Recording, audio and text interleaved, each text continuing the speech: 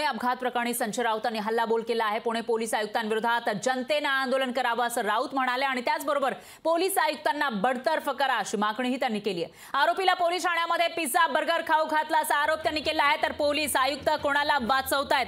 Police स्टेशनमध्ये त्या मुलाला पिझ्झा बर्गर कोणी खाऊ घातला आला असा सवाल त्यांनी उपस्थित केलाय। तर पोलीस आयुक्तांना बडतर्फ करा असंही संजय राऊतांनी म्हटलंय।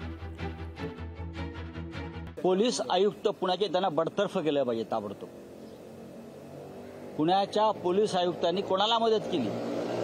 दोन निष्पाप जीवांचे बळी गेले आणि एक माजोरड्या दारुडा असा तरुण मुलगा जो बिल्डराचा मुलगा आहे तो दारू पिताना दिसतोय बारमध्ये, व्हिडिओ आलाय आज, आणि तुम्ही त्याचा रिपोर्ट काय देताय?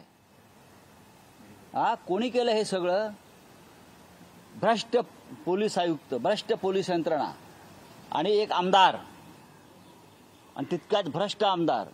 पुण्यातल्या जनतेनं आंदोलन केलं पाहिजे पोलीस आयुक्तांच्या समोर जाऊन। काय चाललं हे? आमदार रवींद्र धंगेकर यासाठी उभे ठाकलेले आहेत। मी त्यांचं वाचतोय, पाहतोय, मी पाहतो काय आम्ही सुद्धा शिवसेना त्याच्यामध्ये सक्रिय होईल। पोलीस आयुक्त कोणाला वाचवतायत? हे कोण आहेत पोलीस आयुक्त? मला माहित नाही त्यांचं नाव कोण आहेत ते।